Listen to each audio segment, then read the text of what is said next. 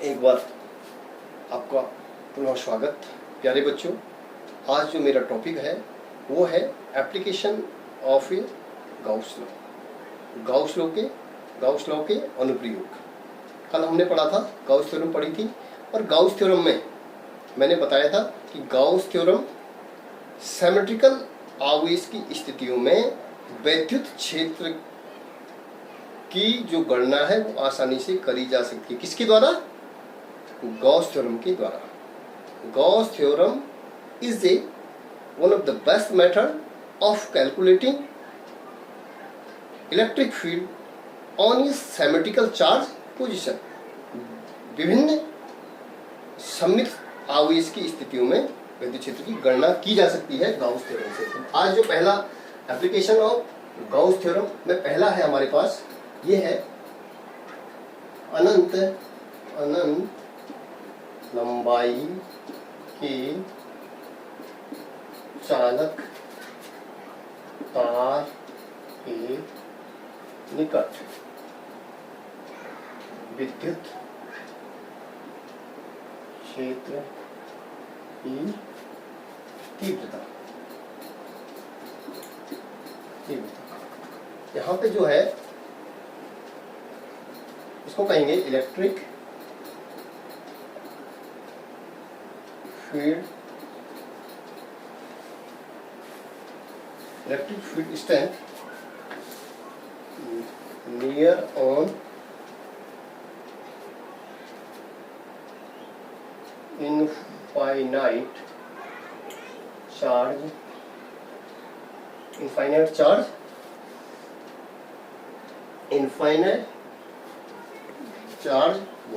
Charged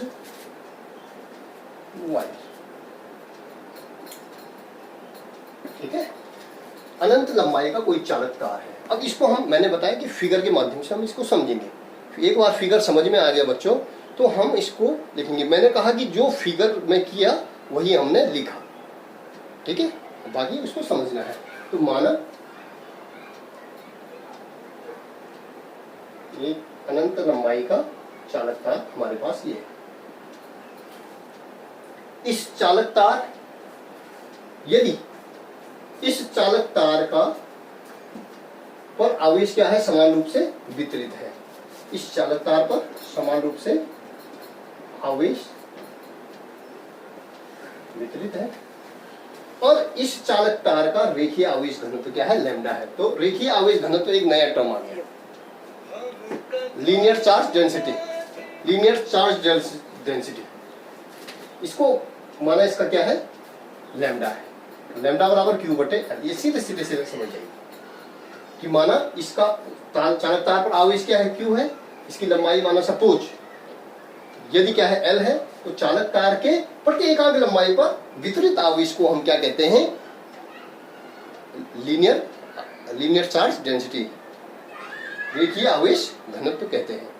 अब इस पे देखिएगा कि अब हमने क्या करना है कि इस चालक तार से r दूरी, माना हम मान रहे हैं हमने क्या करना है, एक मानना है कि जो अनंत लंबाई का चालक तार है उससे r दूरी पर कोई बिंदु क्या है, P है, और जहां पर हमने क्या करना है, विद्युत क्षेत्र की गणना करनी है।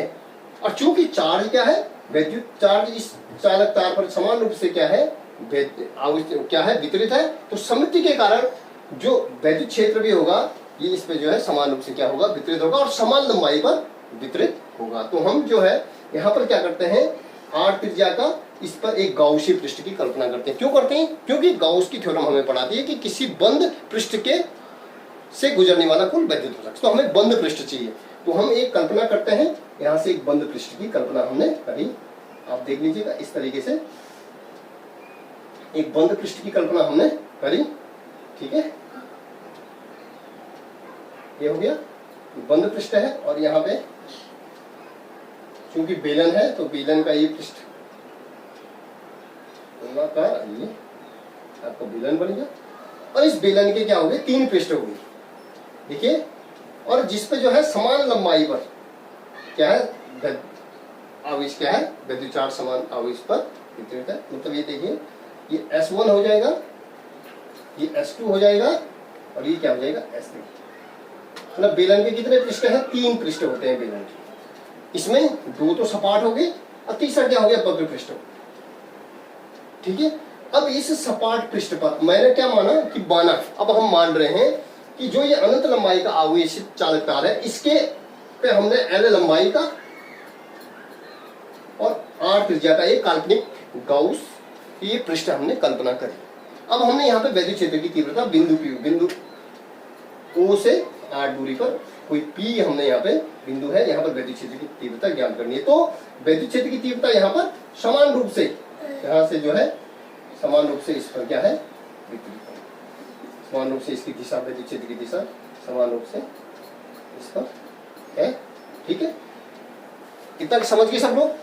अब हमने क्या करना है, जो ये सपाट पृष्ठ है, इस सपाट पृष्ठ पर हमने जो S1 सपाट पृष्ठ है, S1 तथा यहाँ पर वैद्युत क्षेत्र की तीव्रता ये E, और ये यहाँ पे इस S1 पर मैं एक लघु खंड क्षेत्रफल यहाँ पे ले रहा हूँ। यहाँ ये लिया मैंने, इसको नाम दिया डेल्टा S1 और इसको नाम दिया डेल्टा S2। तो यहाँ पर जो है इसकी जो दिशा है ये इसके साथ क्या है? इन दोनों की, इसकी दिशा इसके साथ वैद्युत क्षेत्र के साथ लंबवत, और इसकी दिशा वैद्युत क्षेत्र के साथ क्या है? 90 डिग्री। आप देख रहे हैं यहाँ भी क्या होगी? 90 डिग्री दिख रही है आपको। किसकी? इस लघु क्षेत्रफल की दिशा और वैद्युत क्षेत्र की दिशा एक दूसरे के लंबवत है। तो यहाँ पे हमारा जो मेन चीज समझने का है, S1 तथा वैद्युत क्षेत्र E तथा S1 के लघु खंड का क्षेत्रफल डेल्टा S1 के बीच कौन हो जाएगा? 90। ठीक है, मतलब ये डेल्टा S1 और E के बीच जो, इनके बीच जो 90 डिग्री का कोण बन रहा है, तो आप कहेंगे S1 से गुजरने वाला कुल वैद्युत फ्लक्स, S1 से गुजरने वाला कुल विद्युत फ्लक्स φ1 बराबर क्या हो जाएगा? φ1 हो जाएगा हमारा, क्या बता रखा मैंने? इंटीग्रेशन कुल जो है इस S1 से गुजरने वाला कुल वैद्युत S1 ये हो जाएगा E वैद्युत क्षेत्र की दिशा, और यहाँ पर S1 पर जो अल्पा क्षेत्र पर ले रखा है डेल्टा S1, इसकी दिशा क्या है? एक दूसरे के लंबवत है। तो हम इसको लिख सकते हैं इंटीग्रेशन S1 का क्षेत्रफल है टोटल, ये हो जाएगा E डॉट डेल्टा S1 को हम बोल सकते हैं E1 cos E delta S1 cos theta, और थीटा का मान क्या है? 90 डिग्री। तो ये तो सीधे सीधे cos 90 का मान 0, यहाँ पे I1 हो जाएगा इस S1 से गुजरने वाला कुल वैद्युत फ्लक्स 0। ठीक, पुनः उसी प्रकार से हम आते हैं। अब दूसरा जो सपाट बेलन का दूसरा सपाट पृष्ठ है बेटा, वो है S2। तो S2 पर हमने जो अल्पा क्षेत्रफल लेकर है वो डेल्टा S2। तो यहाँ पे वैद्युत क्षेत्र E भी है, वैद्युत क्षेत्र E तथा S2 के E तथा S2 के लघु खंड डेल्टा S2 का जो लघु खंड डेल्टा S2 के बीच कोण होगा वो होगा बराबर 90 डिग्री। वो मैं बता ही रहा हूं आपको, वैद्युत क्षेत्र और इसकी दिशा के बीच कितने डिग्री का कोण बनना? 90। तो पुनः S2 से गुजरने वाला कुल वैद्युत फ्लक्स, S2 से गुजरने वाला कुल वैद्युत फ्लक्स φ2 बराबर क्या हो जाएगा? इंटीग्रेशन फिर वही कहानी, S1 ये इसका टोटल ले रहे हैं हम S2, और ये हो जाएगा वैद्युत क्षेत्र E डॉट डेल्टा S2। ठीक हो गया। अब यहाँ पे देखिएगा, इसको हम क्या लिखते हैं, E S two delta S two cos theta S two, इसको लिखें E D S two cos theta, और कॉस थीटा का मान क्या है 90 डिग्री, तो ये भी क्या हो जाएगा 0, कॉस 90 का मान 0, तो ये हो जाएगा फाई टू बराबर 0। मतलब इस पृष्ठ से गुजरने वाला, इस सपाट पृष्ठ से गुजरने वाला कुल वैद्युत फ्लक्स क्या हो जाएगा फाई टू 0।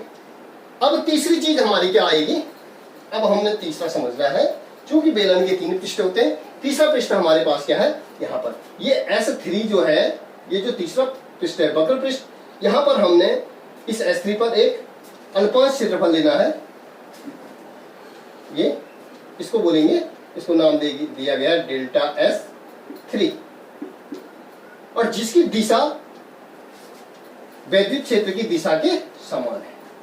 मतलब इसकी जो दिशा है डेल्टा S3 की, ये जो ले रखा है, इसकी दिशा ई के समान है, वैद्युत क्षेत्र की दिशा के समान है, ई की दिशा में। मतलब कोण कितने डिग्री का बन रहा है 0 डिग्री का।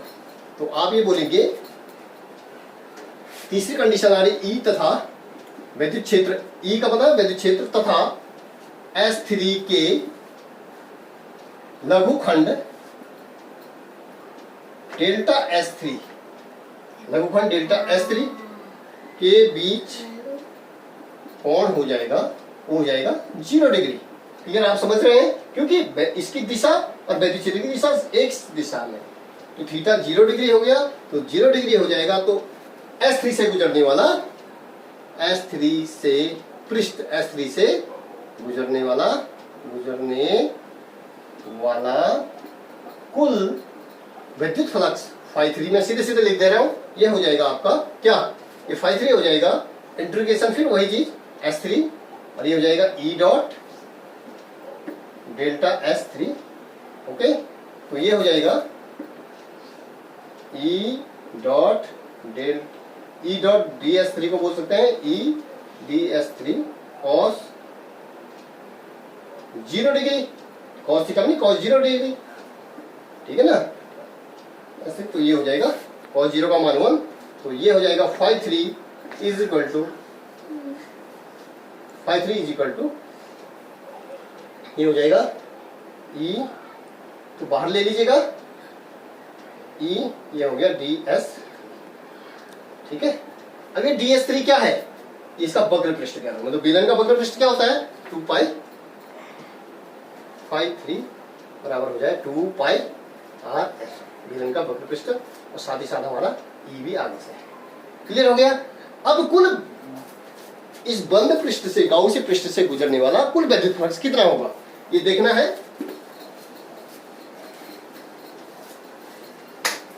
अब हमने तीनों चीजें निकाली, phi 1, phi 2 and phi 3।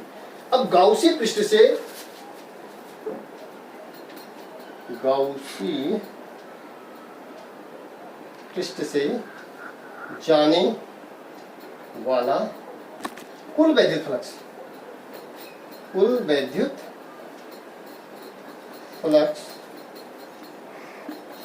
Phi बराबर, फाई बराबर phi 1 plus phi 2 plus phi 3, तो ये हो जाएगा फाई 1 हो जाएगा 0, फाई 2 भी हमारा 0 प्लस 2 पाई आर एल इंटू,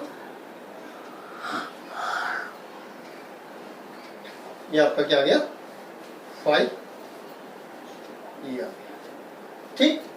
अब एक हमने पढ़ा है गाउसी पृष्ठ पढ़ा हुआ है, हमने क्या पढ़ा है, गाउस का according to Gauss theorem. Gauss theorem क्या कहती है, गाउस थ्योरम कहती है कि किसी बंद पृष्ठ से गुजरने वाला कुल वैद्युत flux phi E is equal to 1/0 into Q. ये गाउस का नियम कहता है according to Gauss law, according to Gauss theorem. Gauss theorem क्या कहती है कि phi is equal to 1/0 into Q.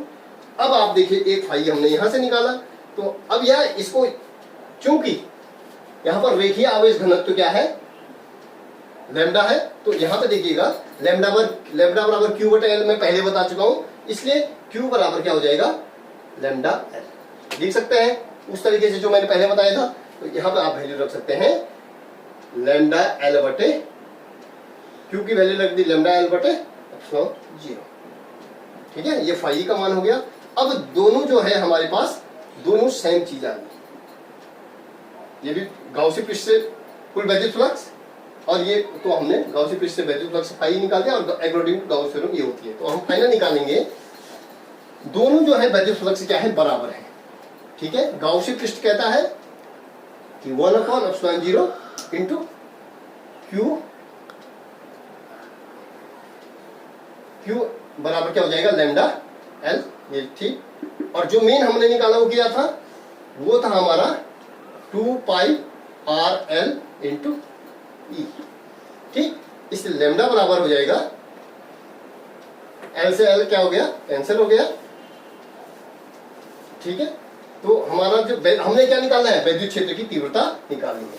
हमने वैद्युत क्षेत्र की तीव्रता निकाली, बिंदु O से R दूरी पर जो वैद्युत क्षेत्र की तीव्रता E बराबर हो जाएगा, E बराबर हो जाएगा हमारा लैम्डा बटे, लैम्डा है लैम्डा बटे 2πε0, ये नीचे आ जाएगा, ये हो जाएगा इंटू R। ठीक है, या इसको क्या कर सकते हैं हम लोग, या इसको सुधारना चाहें, इसको और अच्छे लगे तो इसको 4πε0 कर दो, ऊपर से क्या कर दो, 2 से गुणा कर दो, तो 1/4πε0। ठीक है, और ये हो जाएगा 2 लैम्डा बटे R। ये सेम चीज है, इंटू 2 लैम्डा बटे R। ये लिखने का तरीका है। बोलने का मतलब, जब समान रूप से आवेश क्या हो, वितरित है, तो समान रूप से चालक तार पर आवेश वितरित है, तो उसकी जो वैद्युत क्षेत्र की तीव्रता होगी वो 1/r के क्या होगी, व्युत्क्रमानुपाती होती है। मतलब E प्रोपोर्शनल टू हम कह सकते हैं λ/r। मतलब इसको हम यदि ग्राफ के माध्यम से समझेंगे, तो ग्राफ के माध्यम से हम इसको समझने के लिए, ये हमारे पास ग्राफ है, प्लॉटिंग कर दी, यहाँ पे जो है ये लंबाई हो जाएगी, और ये क्या हो जाएगी, वैद्युत क्षेत्र की तीव्रता। तो जैसे जैसे वैद्युत क्षेत्र लंबाई घट रही है, जैसे जैसे त्रिज्या, ये क्या होगी आपकी, ये आपका जो है त्रिज्या है, तो जैसे जैसे त्रिज्या ये बढ़ रही है, तो वैद्युत क्षेत्र की तीव्रता क्या होगी, इनके बीच जो संबंध है जो मैंने बताया, E प्रोपोर्शनल टू लैम्डा बटे। तो प्यारे बच्चों, ये जो है, ये जो टॉपिक है आज का, ये आप बुक्स में देख करके इसको नोटबुक में जरूर नोट्स बनाइएगा, और जो भी बच्चे लोग इसको देख रहे होंगे, यदि आपको ये समझ में आता है तो इसको जो है सब्सक्राइब करिएगा इस चैनल को। धन्यवाद।